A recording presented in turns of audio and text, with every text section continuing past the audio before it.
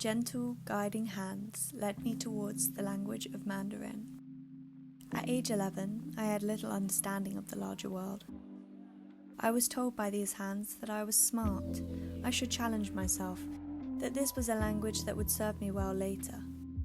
I trusted these hands. After all, up to this point, these had been the hands that had cradled me when I was hurt, that carved my worldview, smoothing out the cracks and wrinkles with their reassuring strokes, pushing me with a gentle pat in the direction of the grass path when, oblivious to the world and my surroundings, I was heading for the mud.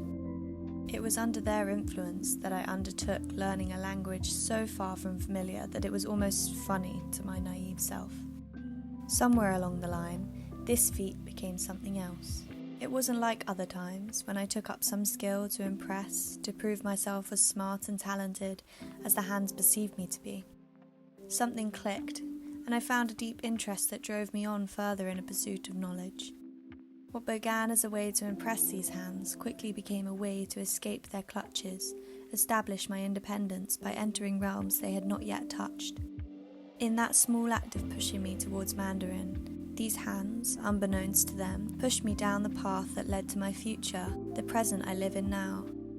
Now, as I watched these hands in China handle unfamiliar currency, fumble with chopsticks and gesture wildly to communicate what spoken language cannot, I am struck by the feeling that I am guiding them. By simply being here, I have opened their eyes to the reality of a country so misconstrued in Western media. They wait for me to answer, peering at me expectantly when a waiter or cashier asks us for something or other.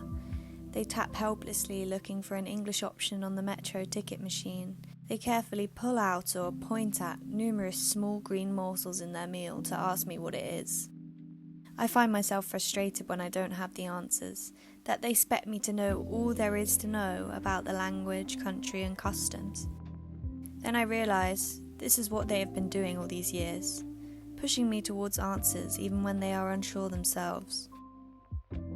I'm so grateful for these hands that have dug out the road being trod on in the process for me to travel along. And I'm so privileged that I can share with them what their work has done, a glimpse of my life out here to remind them to relax, show them a piece of myself they have not yet seen. It is because of their encouragement that I uncovered a piece of myself, hidden amongst the complexities of learning Mandarin.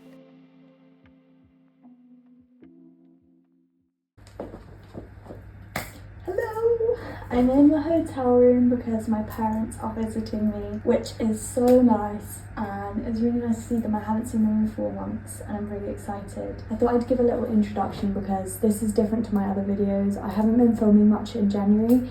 I thought I'd just do a video about me travelling around China with my parents. We're going to be in Beijing until Wednesday, and then we're going to Xi'an, and after that we're going to Chengdu, and then I'm flying back to Beijing and they're flying home, which I don't want to think about yet because it's the first day. But we're staying in a really lovely hotel. Very excited for breakfast tomorrow because I just know that hotel breakfasts are always spot on. My parents are just getting ready and we're going to go out. I think I'm going to take them to Qianmen and we're going to go look and try and have some roast duck. I am vegetarian, but I am going to be having some duck today because I'm in Beijing and I'm not going to be here for much longer and I want to try Peking duck while I'm here. My attitude to vegetarianism since being here has changed a little bit. I'm not like a full-blown meat eater, but occasionally I want to try something. So today I'm going to be trying duck, and it doesn't mean that I'm going to eat meat every single day, but it means that today I want to try a Beijing staple food. Also, my parents are going to be eating it anyway, so it's like a sharing dish. I want to try it, I'm going to eat it.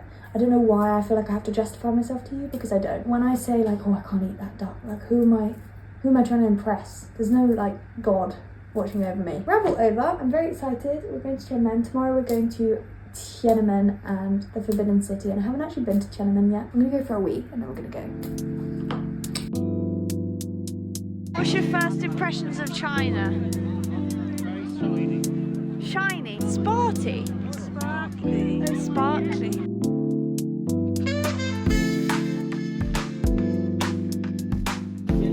Got your huge beard.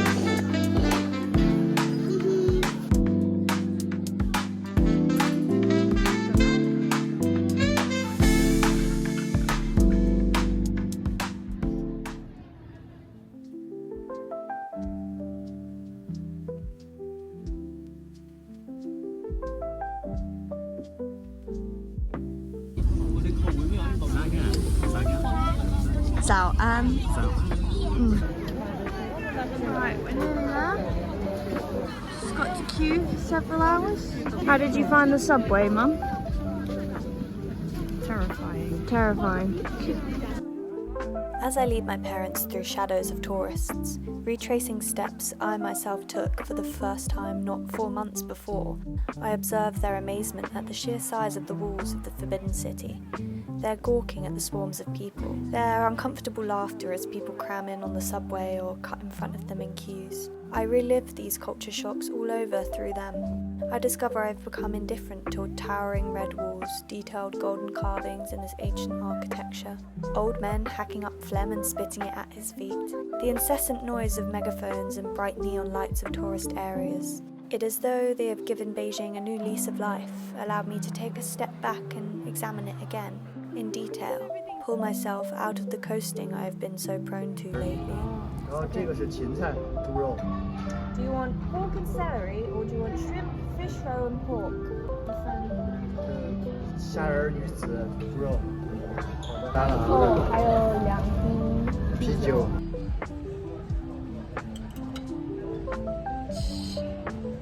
Caught you there, trying to use chopsticks and failing.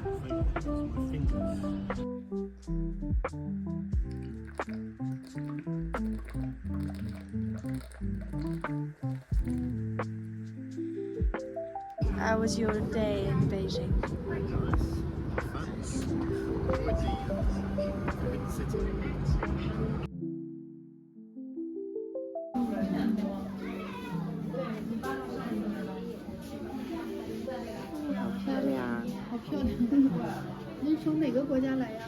England.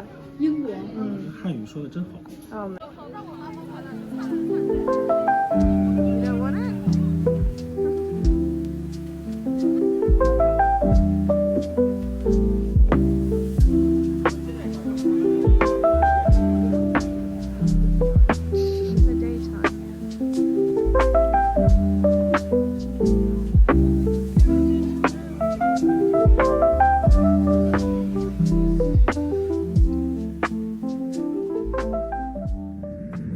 Good morning, it's Monday. As you can tell, I woke up 15 minutes ago. Yesterday I didn't film that much. I think I was just kind of getting used to having my parents with me. We did so much walking. I think because I haven't been leaving the house much recently, haven't done much walking myself. Like yesterday just hit me so hard. Like I was more tired than my parents and they were jet lagged.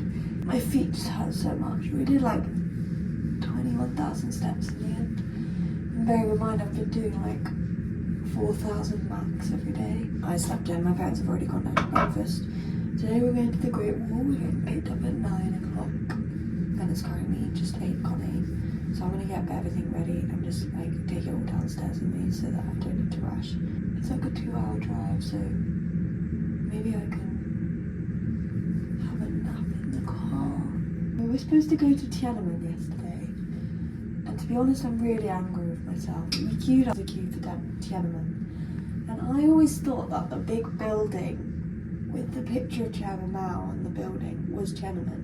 Turns out that's just Tiananmen Gate, it's not Tiananmen Square. And we got through this queue after waiting for like half an hour, 45 minutes. And it turns out the square's that way, but there's no signage. And I was like, oh, it's over here. So we went under the footbridge across to the gate where the picture of Mao is. I don't mind my hair, I don't know what's going on with it. And turns out that's not the square, that's just the way to the Forbidden City, which we had a booking for in the afternoon. And I asked someone, can I go back to the square? And they were like, yeah, but you have to queue all over again. So we didn't even go to the square. I still haven't been to see the square, but hopefully I will go when my friend Mima comes to visit me.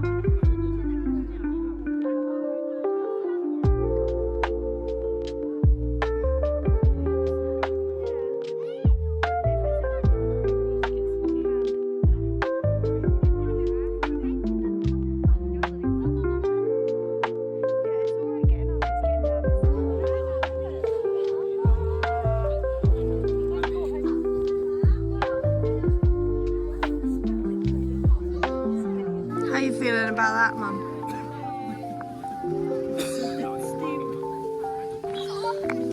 走，比你小的都爬了，我觉得肯定没问题，走慢一点。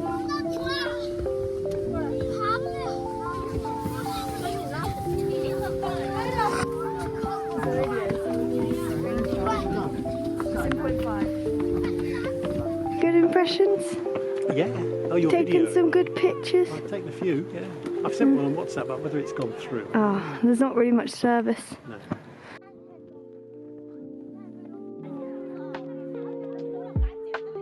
So you can walk down this side as well.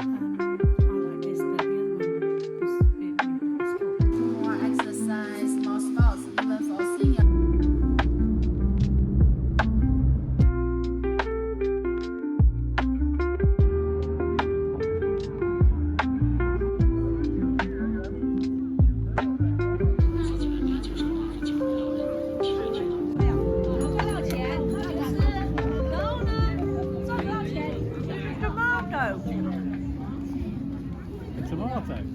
It's a vegetable. Tomatoes with sugar on. Do you want a grape?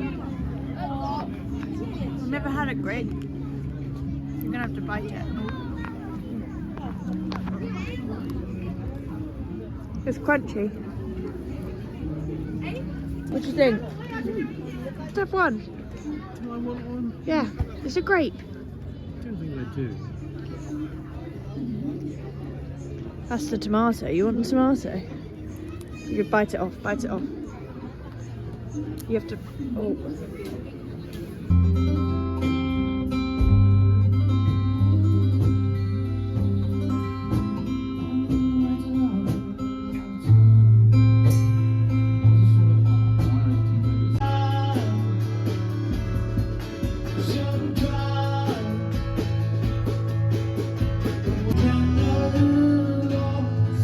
You must be able to go.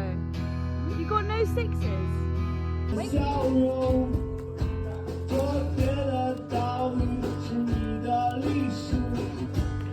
Are you choking me?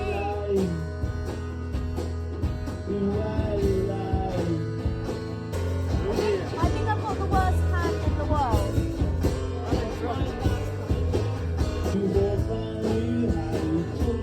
Monks, oh god.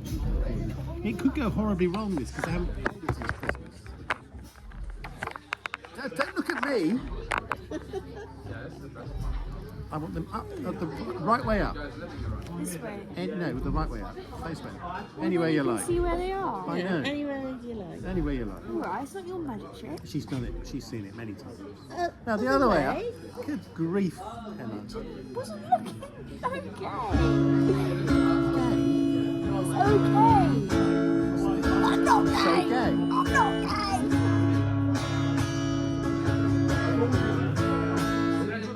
So you put those cards in amongst the pack, didn't you? This is where it all goes wrong normally, isn't it?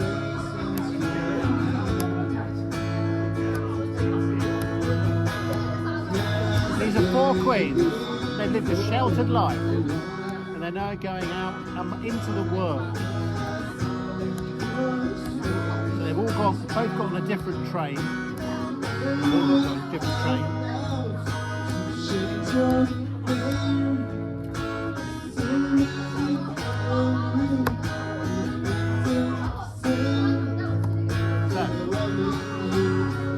Why is that king facing the other way? Well, because I'm mixing them up. We're shuffling them now, right? So these 4 queens have gone to all 4 corners of the earth. And I'm trying to remember what I do now, basically. That's what I do now. My memory fails me as to what I'm supposed to do next. I think I go. No, I don't even have one. I think I do that. So I'm mixing them up, yeah? You've forgotten, yeah? You did it. Under or over?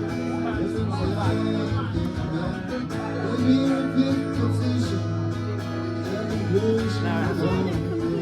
I know, I've done it wrong. You should get the 4 queens the right way out.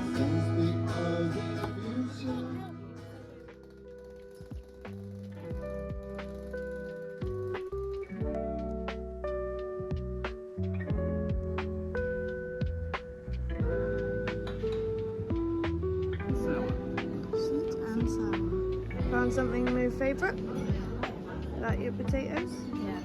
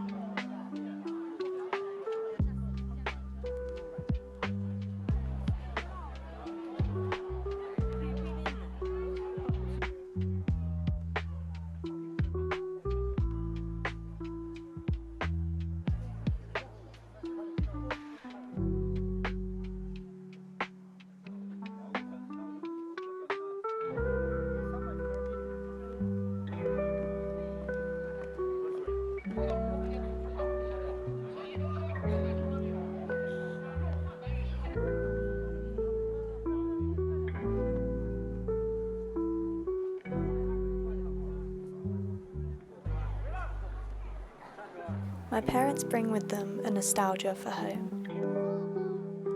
Beijing is very different from the peace of the countryside, where the only noises you can hear are next door's children playing in the garden, foxes mating at night, owls hooting, and the occasional rumbling of a distant car passing. But Beijing is also safer. I can walk alone at night, find myself reunited with lost belongings I had imagined stolen, can talk to strangers freely without worry of ulterior motives. Beijing is abundance. Whatever I may need is available at a stone's throw.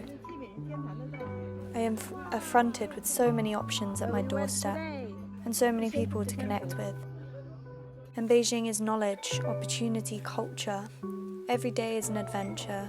Every day I'm learning more about China, Mandarin, and myself. Right, 3 words to describe Beijing. Cars, people, scooters. Okay. What was your favourite place you visited and why? Favourite place? I don't remember that question. I think the Forbidden City. Amazing. What about it was amazing? Again, it's just the scale of the place. Everything is so big. Big, big. It's great.